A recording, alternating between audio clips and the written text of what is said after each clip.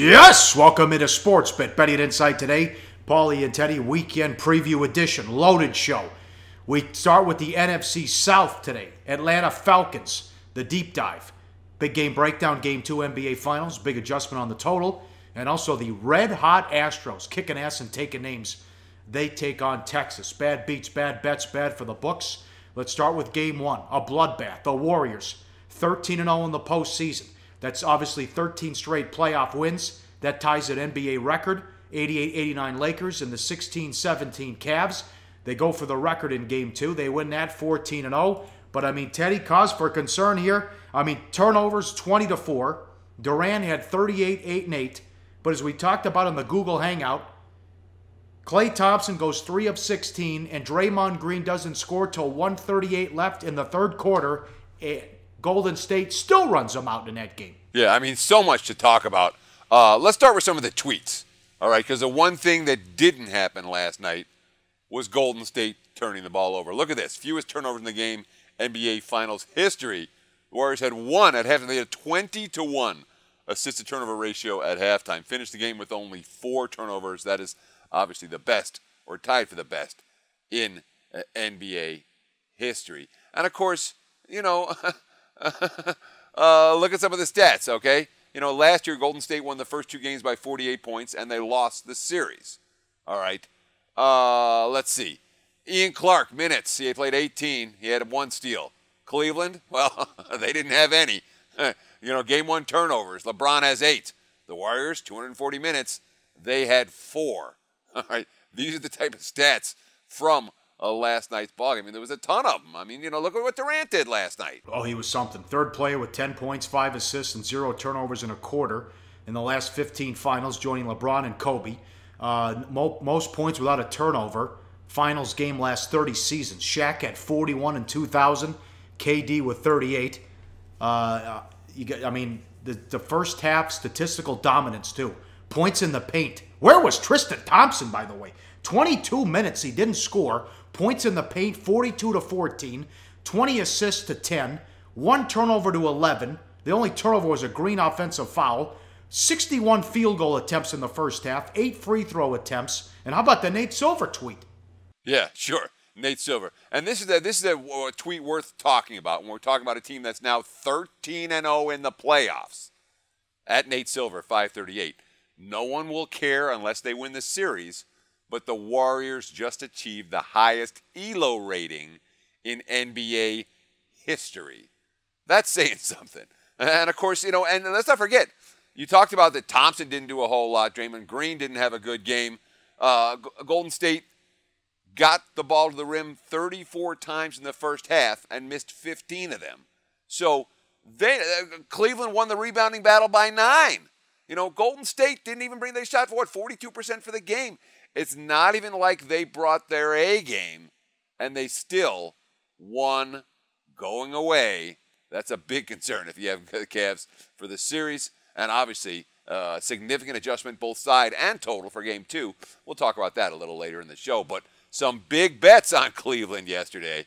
Not good results for their backers, myself included. William Hill US on Twitter, $100,000 bet on Cavs money line plus 260. Would have paid 260. No shot there, no soup for you. Dieter Kurtenbach from Fox, the Cavs have allowed 93 points in 3 quarters. Switch flipped. Yeah, right. For those of you watching this for the first time or one of the few times so far on covers.com, we've been talking about this ad nauseum on Sportsbet. The Cavs defense stinks. It was the 2nd worst defense in the league post All-Star break. So I like the tweet there as well. And all these guys they brought in can score, but they can't defend. And you saw that again. I mean, I don't think Fry's going to play a lot of minutes in this series. Korver can't guard anybody. Darren Williams can't guard anybody.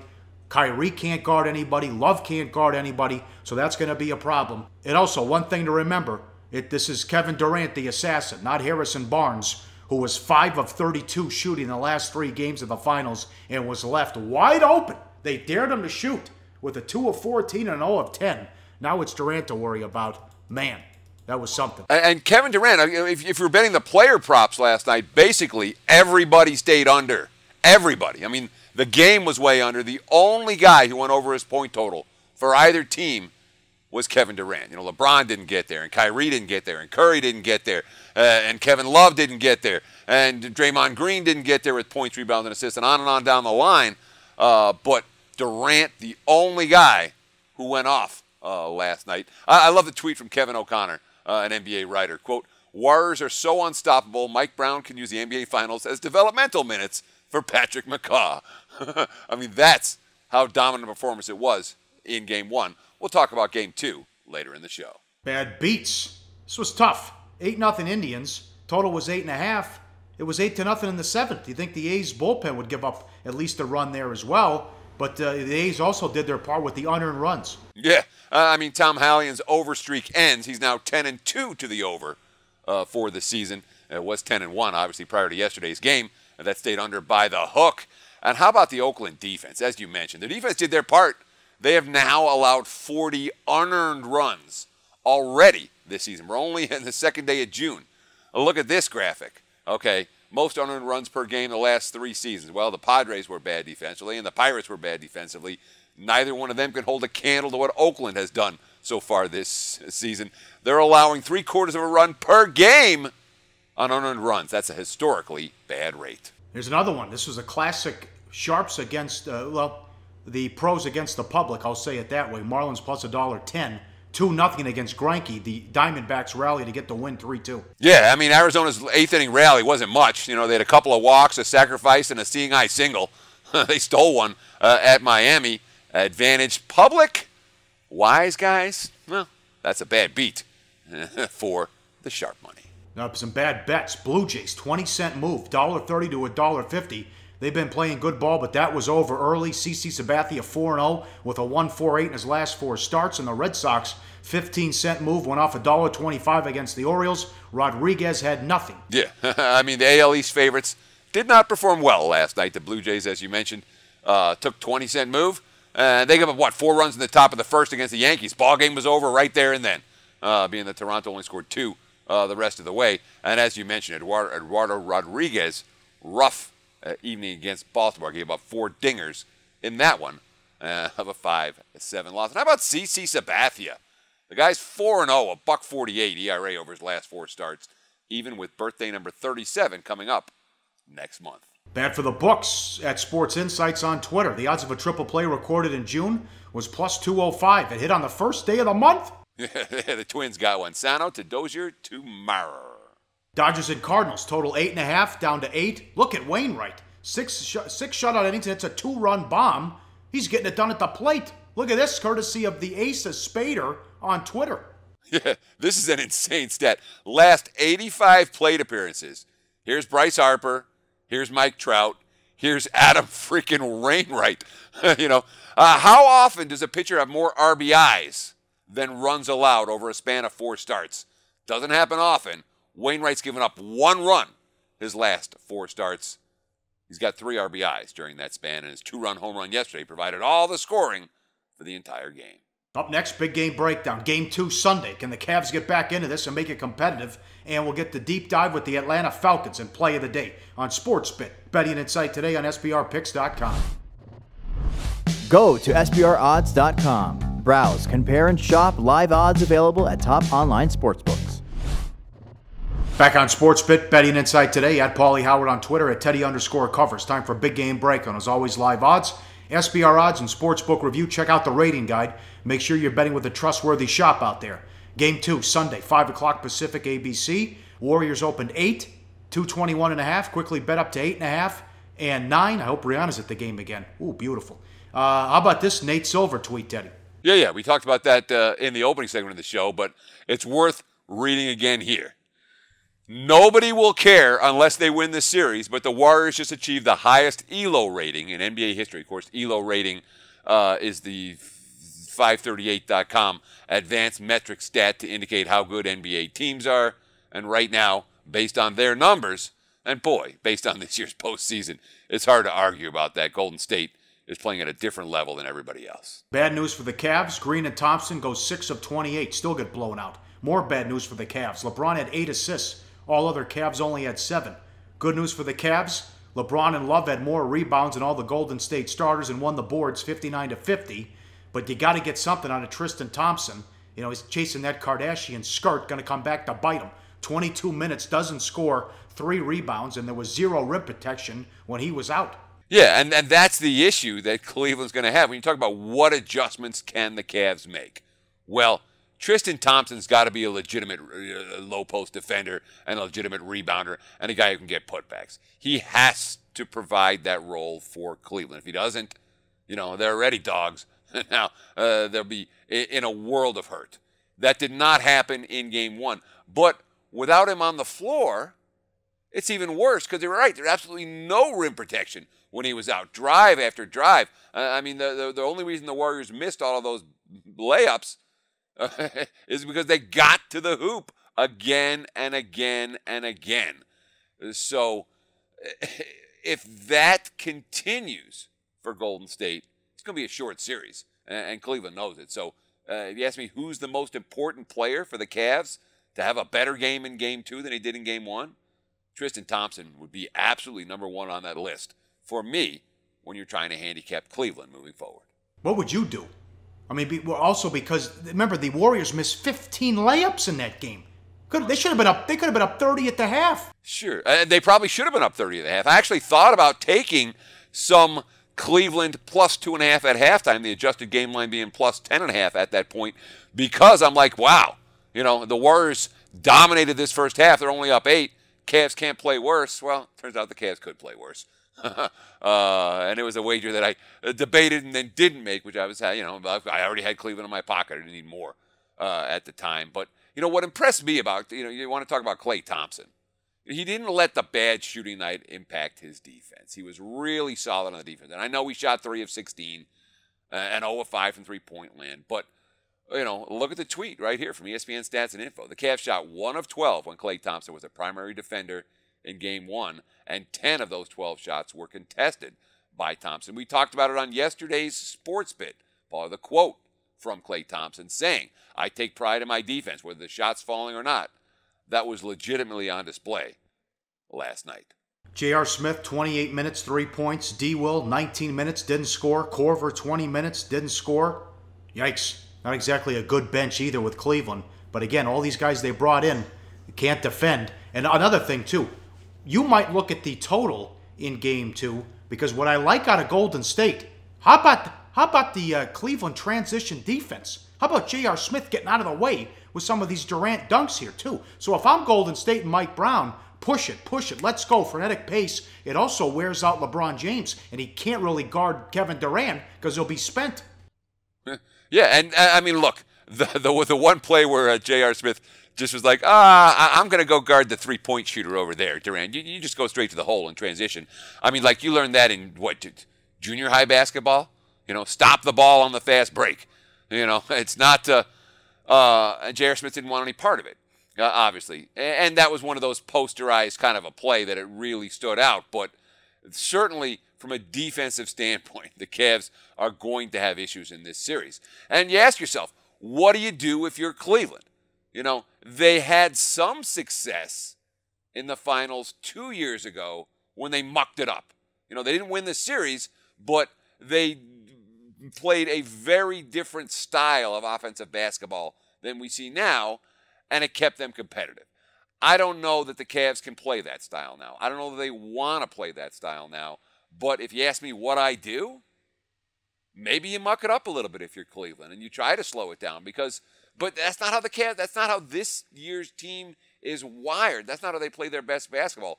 They play at their best when they're running and gunning. They just didn't make a whole lot of shots last night. I don't know that happens again in Game number 2 quite the same way. All right, how about a baseball game? Live odds, SBR odds, and Sportsbook Review. Astros and Rangers.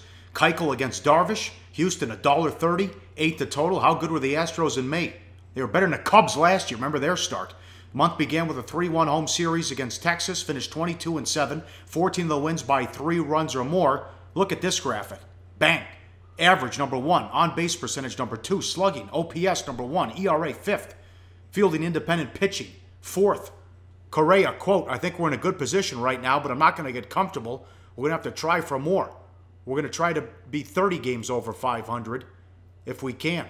Good goal there. And Keuchel has rebounded nicely. 9-12 with a 4.55 He had a rough season last year. Remember, it was the bugaboo was on the road in his career so far. Yeah, but it certainly hasn't been the case this season. And again, as a pitcher gets older and starts to mature, we expect some of that road-home dichotomy stuff to go away. It's very typical for young pitchers, even very talented young pitchers. But it's not something that you expect year after year after year. And look, I mean, this is a guy who right now probably number one for the Cy Young, number one for the All-Star game. Houston's 9-1 in his 10 starts. They're plus 30 runs in those games. And those previous road issues, they've all been turned around. Look at the numbers. 2015, a sub-500 road guy. 2016, same story, an ERA over 5. This year on the highway, how about 2.57 and a 4-0 mark?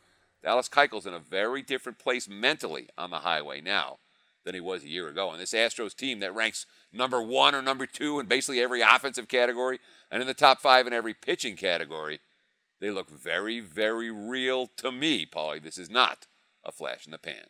Wild card era, 1995 to today, just 3 teams with best record on June 1st to miss the playoffs. The most recent, the 2012 Dodgers, the 2002 Red Sox, and 95 Phillies also suffered the same fate. Since divisional play began in 1969, there have been 20 instances of teams having a 7-game lead on May 31st. Only 2, the 69 Cubs and 2014 Giants, failed to win their divisions. How about that? That is knockout information on that one. Up next, we'll get back to this game with the play of the day. NFC South today, Atlanta Falcons up first. Can't wait to break them down on SportsBit. Betting Insight today on SBRpicks.com. What's up, everyone? I'm Drew Martin with SBR. Want to give you an update on a free handicapping contest that we're putting together. It's called the MLB June Bet Points Contest. The purse is 1,500 SBR bet points, which go to the top 5 finishers. The top 5 finishers also get an SBR t-shirt, and the winner of the contest can be featured on one of SBR's shows. I'm Drew Martin for SBR. Make sure to find it on the SBR tab on the SBR website. I'll see you in the contest. Back on SportsBit, Betting Insight today. Time for the deep dive. Atlanta Falcons. Win total, 9.5. Last year, 11-5 straight up, 10-6 ATS. Mercy, 13-2-1 to the over. Remember, they lost week 1 at home to Tampa. They also lost to the Chargers at home to drop them to 4-3. Then they went 9-2 straight up in their next 11 games. Both losses were tough. That fluky loss at home against the Chiefs, where they had the 2-point try was returned.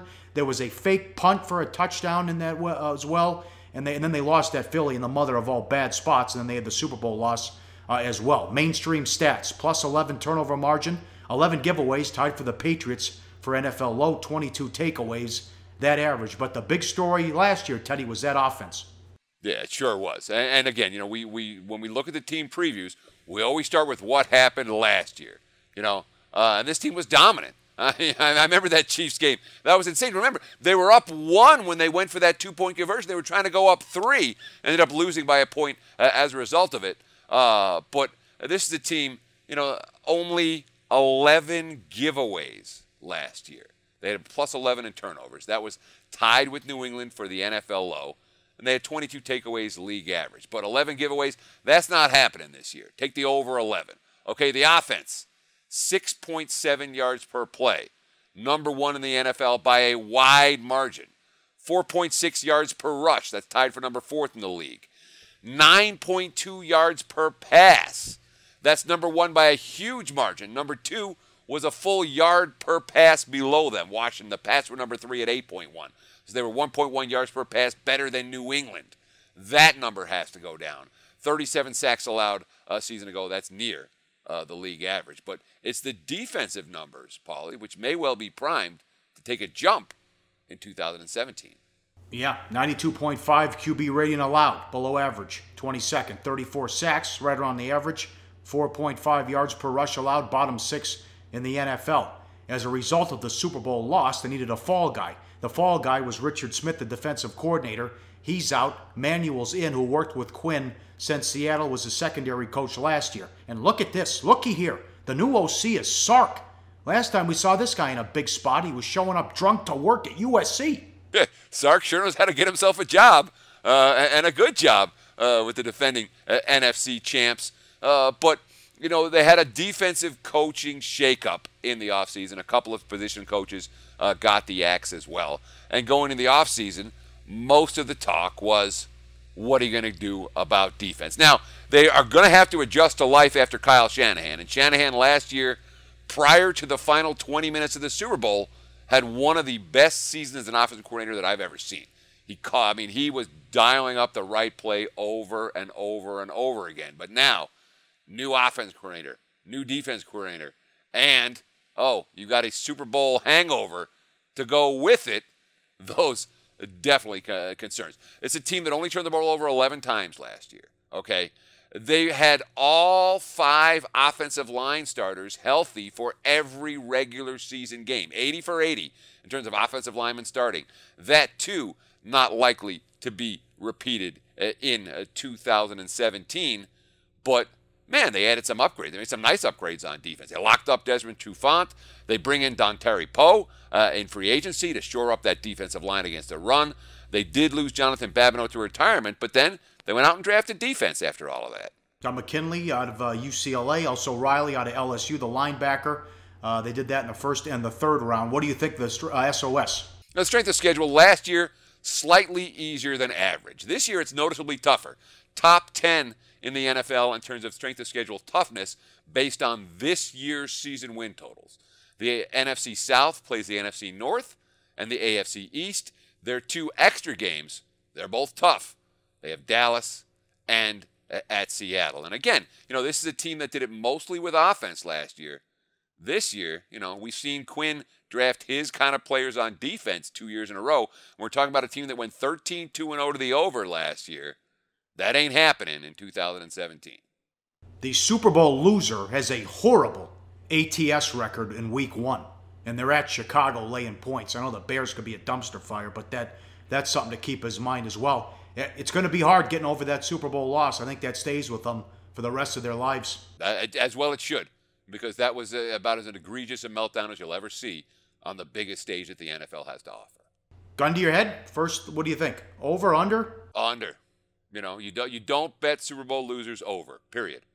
You know, you just don't do it. Okay, excellent, very good. One down, NFC South. All right, money time, play of the day. Let's ride it, baby. You know where we're going. Game number 971. That's the Houston Astros minus $1.30. There's been a little bit of Houston money in the early morning hours. Still think the price is right to support an Astros team against a Texas squad that isn't playing good baseball right now and has no business, even with Darvish on the hill, being in a competitive price range with Houston. Astros minus 130. Game number 971. That's our play of the day. All right. Have a good weekend. Back next week, we'll look at Game 3. We'll have 2 games in the books, maybe a record for the Warriors as they get 14 wins in a row in the playoffs. And we'll do more NFC South, MLB, loaded week coming up on SportsBit. Betting Insight today on SBRPicks.com. Tell your friends.